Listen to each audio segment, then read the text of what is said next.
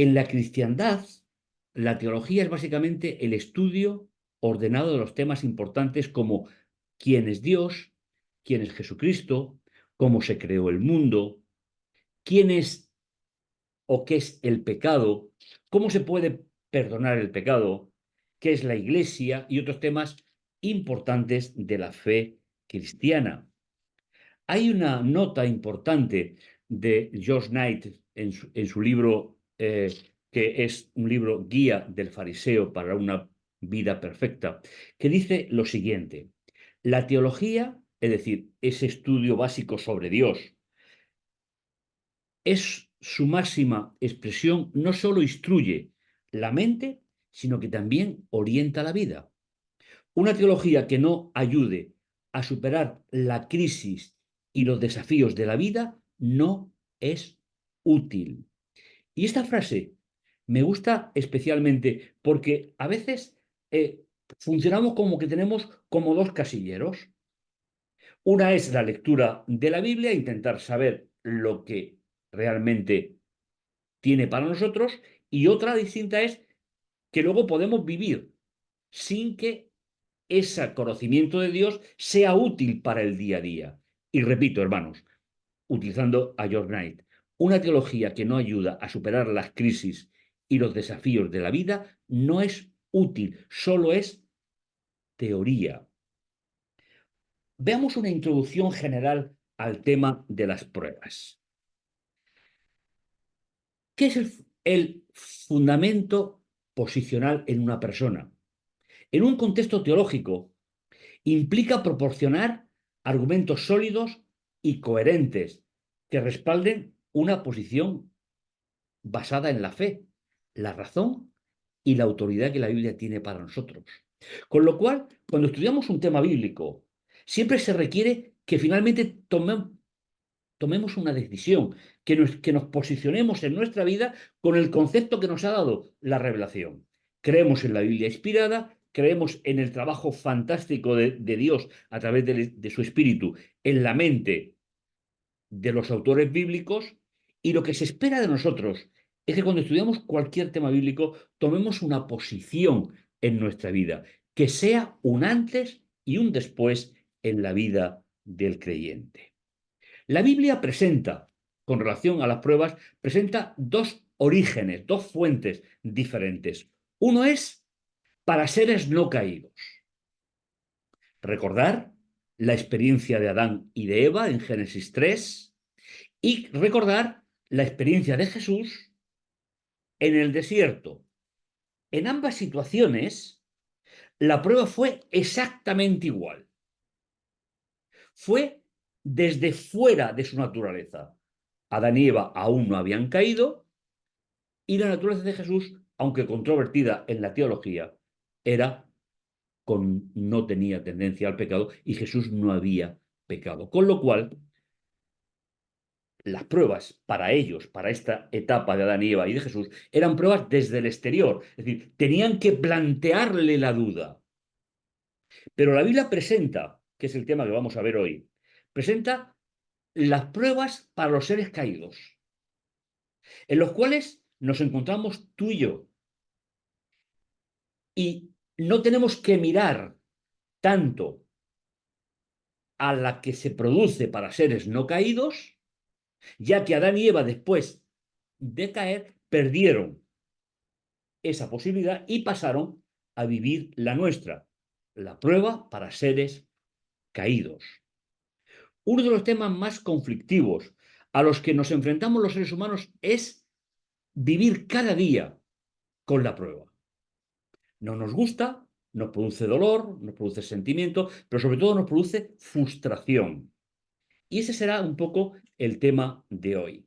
Y dentro de ese conflicto encontramos la necesidad de responder algunos interrogantes. Posiblemente no sean todos, pero y que tú puedas tener cualquier otro interrogante.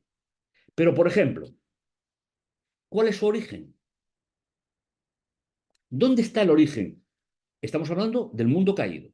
¿Eh? En segundo lugar, ¿cuál es el rol atribuido a Dios dentro de las creencias religiosas sobre las pruebas?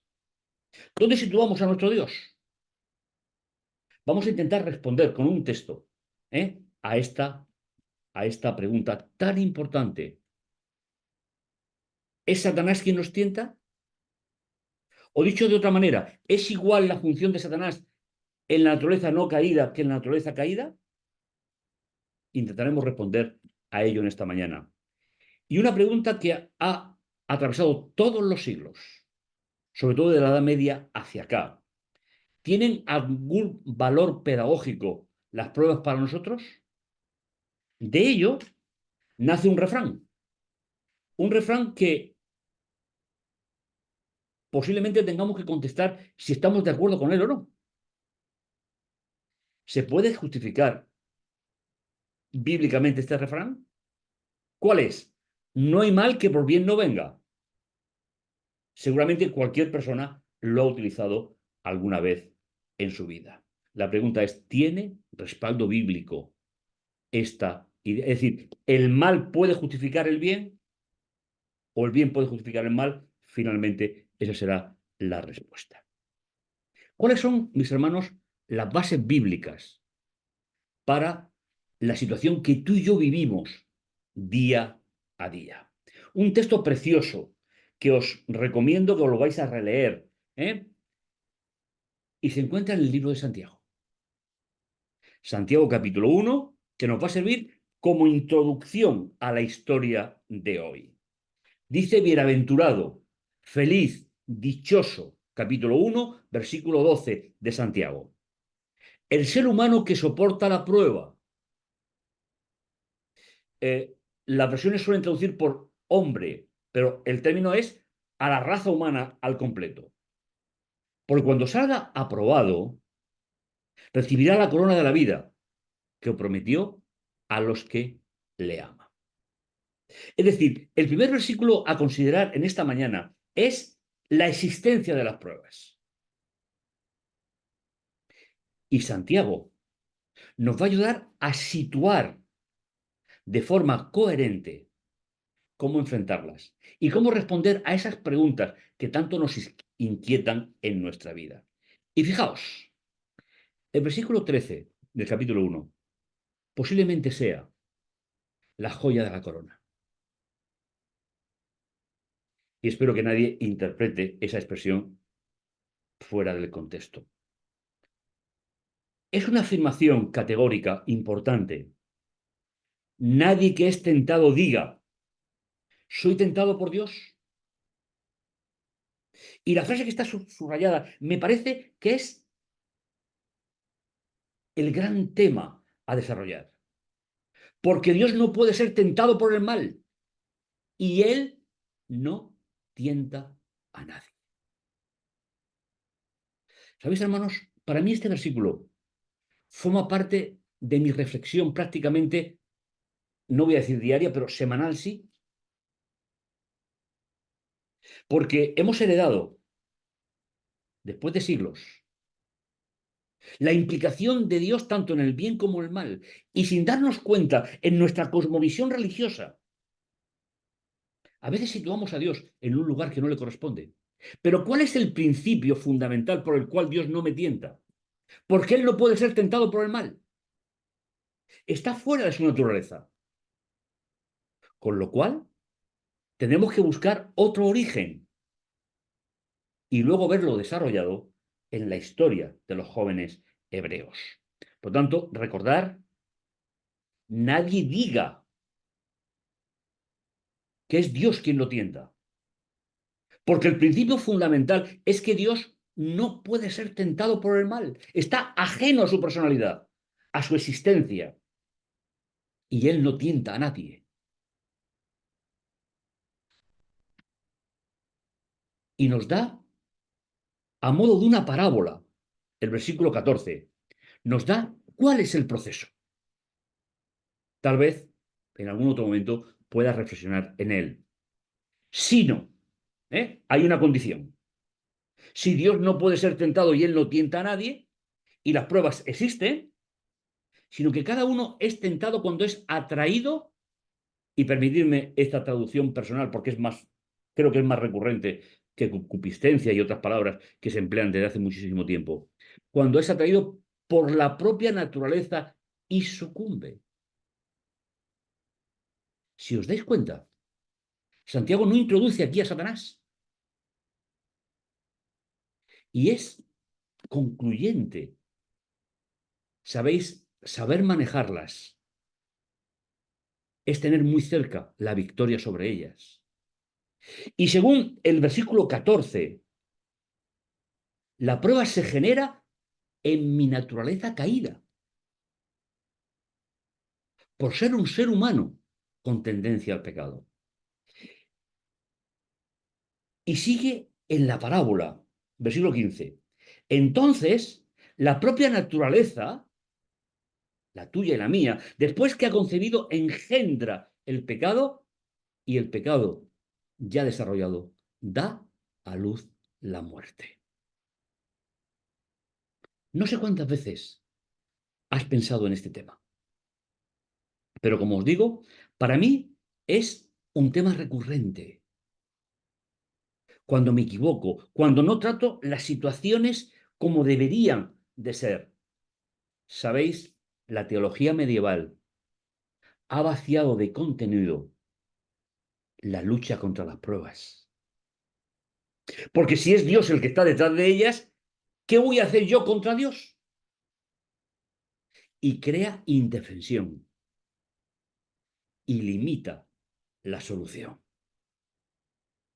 El proceso lo tenemos en estos 3 versículos, cuyo centro temático es un absoluto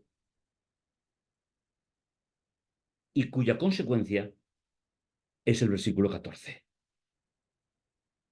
Si Dios no puede ser tentado, ¿qué necesidad tiene de tentar al ser humano? Por lo tanto, ¿dónde está mi problema? Mi problema no eres tú.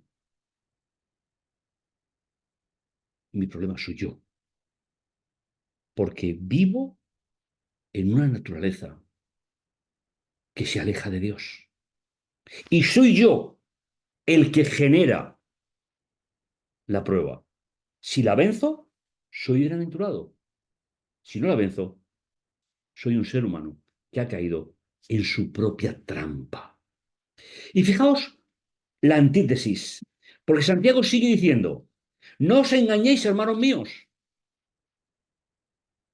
todo regalo, todo don perfecto desciende de lo alto, del Padre de las luces, en el cual no hay cambio, ni sombra, ni variación. Y esto es paralelo a que Dios no puede ser tentado y Él no tienta a nadie si cogéis los 2 textos y los ponéis en paralelo. Y finalmente, porque quiso, porque Él quiso, nos engendró. ¿Sabéis? Aquí normalmente se suele traducir por el término palabra de sustantivo por la Biblia. No, no. Está hablando del logos, está hablando de la segunda persona de la deidad. Nos engendró a través de la encarnación para que seamos sus primicias como sus criaturas. ¿Veis, mis hermanos, el diseño tan maravilloso de la descripción que se hace de Dios en este versículo de Santiago? ¿Sabéis? No era un teólogo. Le costó muchísimo aceptar que su hermanastro era el Mesías, pero cuando lo aceptó, vivió una experiencia renovadora. Todo lo bueno viene de Dios. ¿Por qué? Porque a través de la encarnación, del Logos, todos conocéis el texto, de Juan 1:1, el Logos de la verdad, es decir, el encarnado, que vino a traer la verdad a este mundo con un objetivo, para que cuando vencemos en las pruebas, seamos las primicias de sus criaturas. Un texto realmente encantador. Y una aplicación práctica de las que podíamos hacer cientos en la Biblia. Abraham, Isaac, Jacob, Moisés, todos tuvieron su propia vida y su propia existencia. Por eso, retazos espirituales, las pruebas en el exilio, un contexto particular. Los jóvenes hebreos de los cuales vamos a recordar esta mañana habían dejado su tierra por la fuerza, habían dejado el templo, habían dejado el sistema religioso, la primera alianza, y habían sido llevados cautivos 1000 kilómetros, andando, esposados. Se enfrentaban a un contexto nuevo. Pero sabéis, hay algo que a veces no catalogamos lo suficiente con relación a las pruebas. Tenemos una cierta tendencia, también por esa teología medieval, a decir que en las pruebas crecemos en fe. No voy a ser tajante en una negativa, pero sí voy a ser condicional. Los jóvenes hebreos junto a Daniel habían aprendido en la tranquilidad y el sosiego de la libertad en Jerusalén antes que llegara Nabucodonosor a cómo vivir con Dios en los momentos de dificultad que no habían calculado. Es verdad que sabían el mensaje profético, pero no lo habían calculado. No se formaron allí, se formaron en la paz, en la serenidad del estudio de la Biblia, cuando se les enseñaba la Biblia como niños, siguiendo el consejo de Deuteronomio, al levantarte, al acostarte, al ir por el camino. Ellos se prepararon en la tranquilidad y el sosiego para vivir, la experiencia del exilio. La estructura que forma parte de mi vida estudiando la Biblia es realmente espectacular. Simplemente os nombro un poquito y luego pasamos ya directamente a los textos. Nabucodonosor levanta una estatua, levanta un ídolo.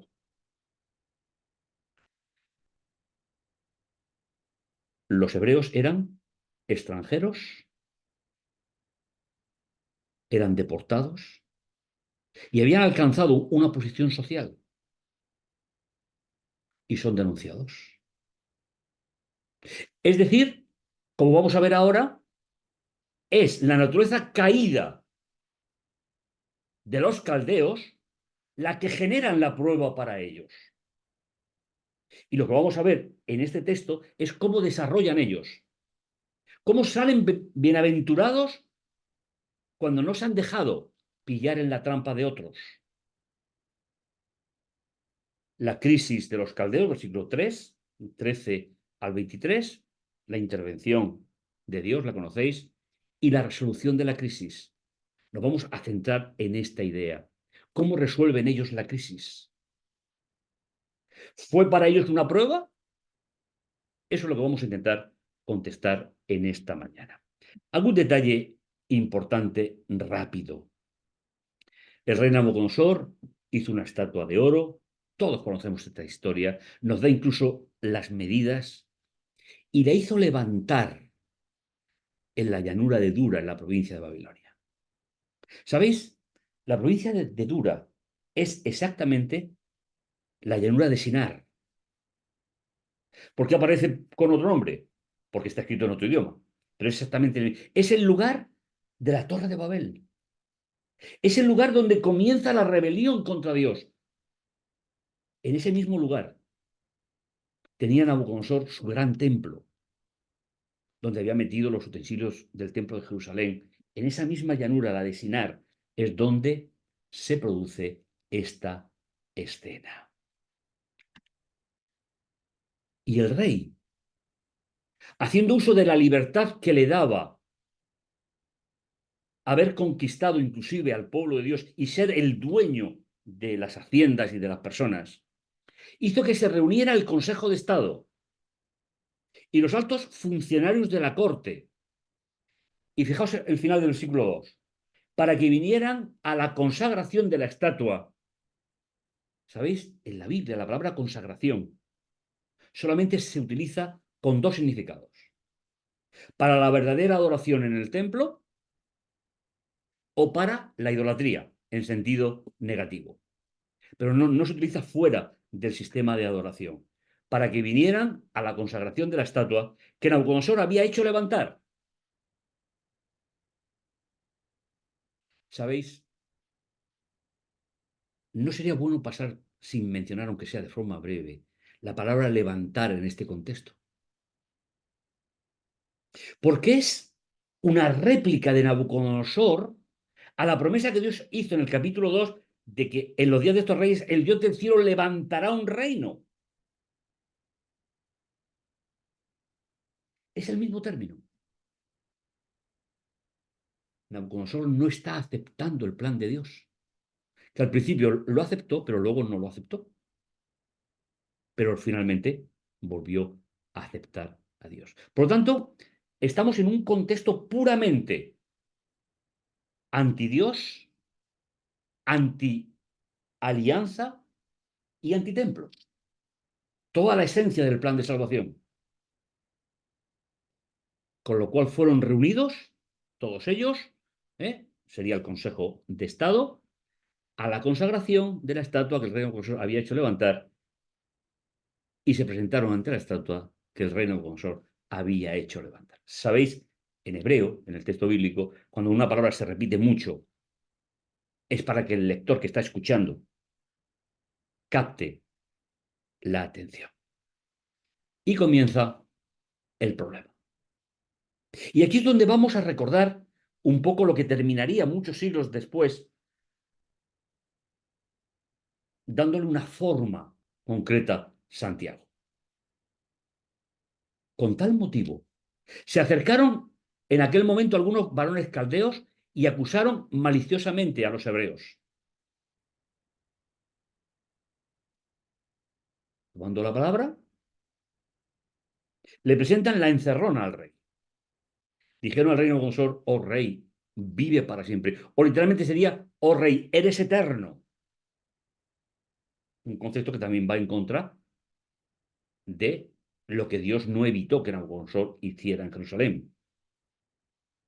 Tú, oh rey, has decretado que todo hombre que oiga la trompeta, el silbato, el tamboril, el arpa, el salterio, zampoña, se postre y adore la estatua de oro. ¿Veis? Ahora pasamos de la consagración, pasamos a la adoración. El ritual pagano está establecido en el texto. Primero se consagraba y después se adoraba. ¿Eh? Eso es lo que se está pidiendo. Y el que no se postre, sea arrojado dentro del horno de fuego abrasador.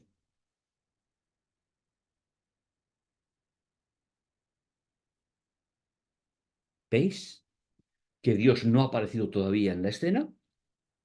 Y eso va a ser muy importante para poder catalogar el origen de las pruebas. ¿Y cuando Dios actúa? Pero hay ciertos varones hebreos a quienes los hiciste gobernadores, es decir, los considerabas como Consejo de Estado. Les das sus nombres que le habían cambiado y estos hombres no te guardan ninguna consideración, no adoran tus dioses, ni han adorado la estatua de oro que has hecho levantar.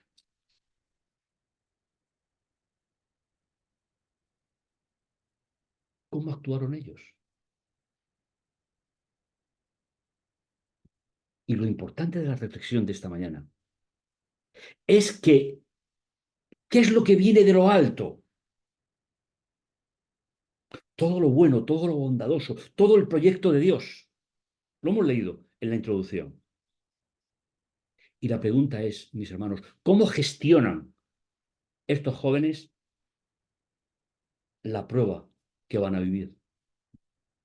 En primer lugar, ¿dónde se ha originado? La prueba se ha originado en la libertad de conciencia de otros seres humanos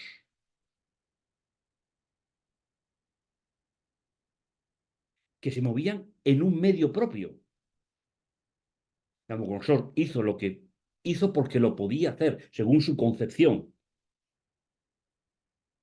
Y qué bueno quitarse de en medio a estos jóvenes. Finalmente eran extranjeros y no tenían por qué formar parte de esa élite. Y llega la crisis, lleva a la prueba.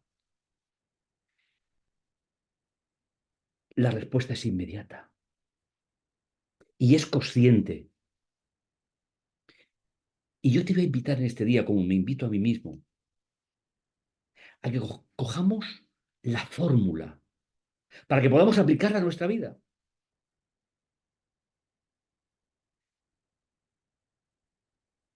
¿Lo sintieron como una prueba? Me da la impresión de que no. Porque no lo evaluaron a través de su naturaleza, sino que lo evaluaron a través de lo que habían recorrido el camino junto a Dios. Y creo, mis hermanos, que esa es la clave fundamental para el problema que estamos planteando. La respuesta es: no tenemos por qué responderte sobre este asunto. No se dejaron llevar por la necesidad de evaluar la situación. Ya tenemos una respuesta, oh rey. Y veis, Dios sigue sin aparecer. A veces, cuando oramos, y es una reflexión, no es una crítica, cuando oramos, queremos poner a Dios antes de mis decisiones personales. Y todo el conflicto que se desarrolla desde hace milenios se basa en previamente una decisión personal del ser humano, abriendo la puerta a Dios en su corazón. He aquí nuestro Dios a quien servimos. ¿Sabéis? Daniel era una persona muy culta. Y la palabra servir, si la traducimos literalmente, significa circunferencia. Y es preciosa la idea. Aquí nuestro Dios, a quien servimos sin interrupción, finalmente, ¿qué es una circunferencia? No sabemos cuál es el principio y cuál es el fin. Nuestro Dios a quien servimos existe de forma continua. Mis hermanos, no se dieron tiempo para evaluar la circunstancia. Y sabes, el que se cuente de estos seres humanos estas historias no quiere decir que no fueran como tú y como yo. Y que no cometieran los errores propios del camino. Simplemente se cuenta una historia que se elige por el espíritu para generaciones sucesivas. Pero ellos tenían una naturaleza como la tuya y la mía. No eran mejores que tú y que yo. He aquí a nuestro Dios a quien servimos. ¿Dónde aparece por primera vez la palabra Dios en el capítulo? Aquí. ¿Qué están haciendo? Están poniendo a Dios en primer lugar en su vida. Y no están evaluando la circunstancia con su propia naturaleza. Es en tu naturaleza y en la mía donde nacen los miedos, donde nacen los errores, los fracasos.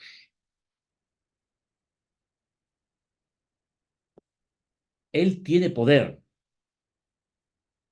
oh rey, para librarnos del fuego abrasador y librarnos de tus manos. Pero además hacen una sentencia. Y aunque no lo haga, oh rey, entiende que tampoco daremos culto a tus dioses, ni nos postraremos ante la estatua que hiciste levantar. ¿Qué esperaban mis hermanos? Que lo bueno viene del cielo. Ellos tenían patente en su mente a sus antepasados. Cualquier judío con el que podáis hablar, la figura principal es Abraham, el gran padre del pueblo. Veis que Dios aparece como una decisión en la vida de ellos. Abrir la puerta a la influencia de Dios. Que sea Dios el que decida. Por lo tanto, el proceso para llegar al pecado se interrumpió. Recordad que Santiago había dicho que cuando se le da cabida, pensamiento, dejamos que fluya y finalmente termina en pecado. Pero ellos no fueron, no estaban decididos a dejar que eso ocurriera, sino todo lo contrario. Mira, no sabemos si lo va a hacer o no.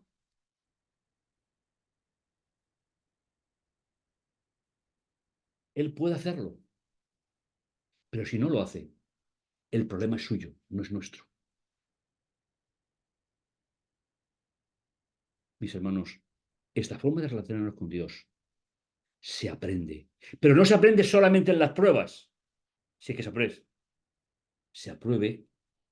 se aprende en la tranquilidad y en la serenidad, en el estudio y la reflexión de la palabra de Dios. Porque el mismo Espíritu Santo que dirigió el don profético en sentido general para escribir la Biblia es el mismo que te ayuda a entender cada día, tras un estudio minucioso, quién es el Dios todopoderoso en el que crees. ¿De quién es el problema? El problema es de Dios. Así, estos varones fueron atados con sus zarabueles, sus túnicas, sus turbantes, sus vestidos, y fueron echados dentro del horno de fuego abrasado.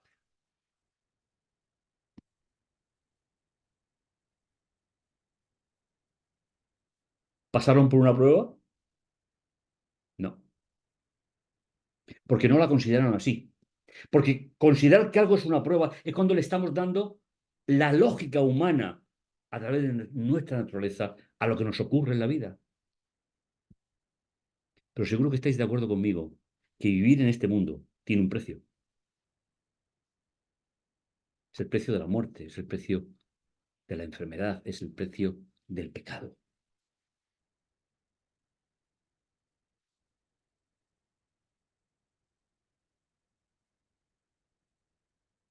La orden del rey fue severa y el horno estaba ardiendo. Sucedió que las llamas abrasaron a los que conducían a los tres jóvenes, mientras los tres caían atados en el horno encendido.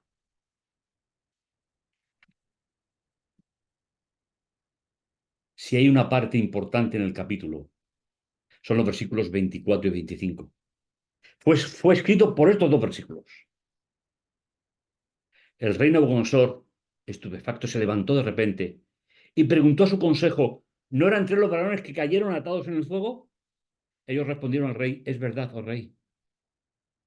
Pero él respondió: mirad, estoy viendo cuatro sueltos que se pasean en medio del fuego sin sufrir daño. Y el aspecto del cuarto es semejante a un hijo de los dioses, un concepto puramente local de la época y de la creencia de que los reyes, etcétera, eran hijos de las divinidades. Pero, ¿cuál es lo importante? Bienaventurado el varón, el ser humano, que sabe gestionar. Hay un pequeño detalle que me gustaría compartir con vosotros, que creo que puede nivelar un poco la balanza por si estáis pensando en qué pasa con ciertas cosas que no se resuelven como no se resuelven. Sabéis, el libro de Daniel presenta dos soluciones de parte de Dios. En la primera parte del libro, Dios actúa como nos gusta que actúe. Pero en la segunda parte del libro, a partir del capítulo 7, viene toda la historia de los mártires. Y Dios actúa de otra manera. Aunque los mártires hicieron lo mismo que hicieron los jóvenes hebreos. No evaluar desde el punto de vista humano y reflexivo la dificultad del camino de vivir en este mundo. Es cierto, mis queridos hermanos, que el creyente tiene que estar en disposición de no convertir también en prueba la decisión que Dios toma frente a una dificultad. En unas veces salva, en otras veces hay que esperar para otro momento. Eso forma parte de vivir en este mundo y no tengo explicación para ello. Pero sí sé que Dios tiene poder para actuar en cada momento y lo hace según su criterio. La pregunta es razonable. ¿Estoy dispuesto a aceptar el criterio de Dios sin convertirlo en una prueba? No digo que sea fácil,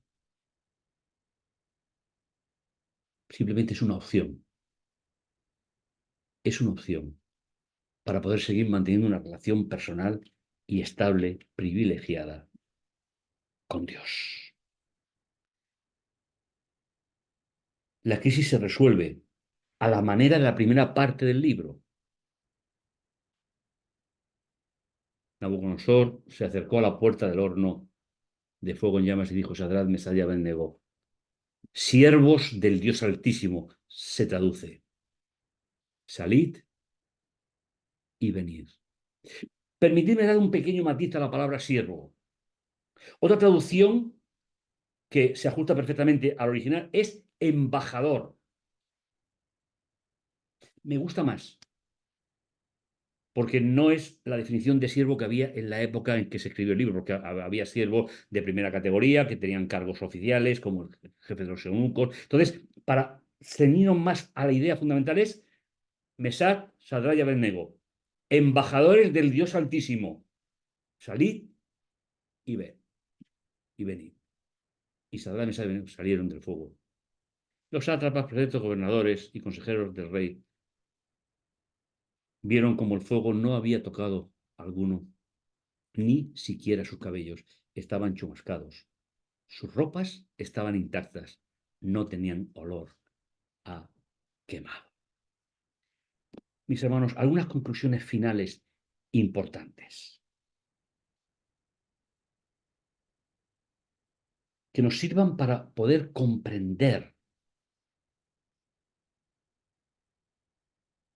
que lo único más importante que hay en la vida del ser humano es esa relación permanente y estable con Dios. Es poner a Dios en primer lugar en nuestra vida en cada instante y no evaluar las dificultades a través de nuestra naturaleza caída. Porque ahí somos frágiles y las circunstancias nos superan. Tanto en una actuación de Dios, en una parte del libro, como en la segunda actuación de Dios, a partir de la persecución, la Inquisición, etc. El resultado fue el mismo. Y tal vez deberíamos de buscar ser instrumentos en las manos de Dios para que el resultado sea el mismo. Dejarme sintetizar un poquito la idea para concluir. ¿Cuál fue la consecuencia de cómo Dios actuó en la primera parte del libro, en la historia de los jóvenes y en la historia de Daniel después? Se dio testimonio de que Dios era más Dios que los dioses de Babilonia.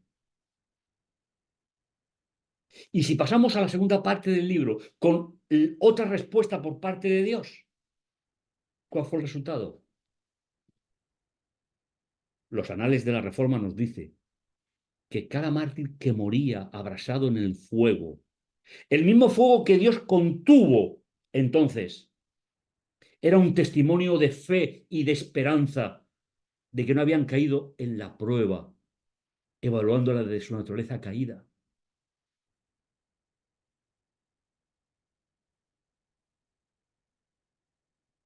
La diferencia es, no es el punto de partida, mis hermanos.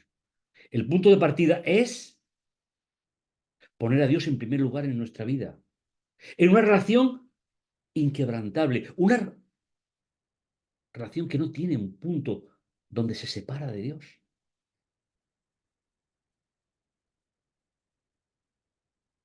Tanto unos como otros mostraron, en primer lugar, que Dios era más fuerte que los dioses representados por la estatua. Y que Dios era más fuerte por los dioses creados por la religión medieval, que actuaba exactamente igual que lo había hecho Nabucodonosor siglos atrás. Pero Dios es el mismo. Y el creyente es el mismo. Y concluyo, mis hermanos, del cielo solo espera el regalo de Dios, en el tiempo de Dios y en la forma de Dios. Y ayúdate, y también me lo aplico a mi vida, a que los momentos difíciles no los evalúo con mi naturaleza machacada por 6000 años de pecado. Seré débil. Ojalá que esta reflexión de este día sea tal vez un inicio nuevo para una etapa diferente.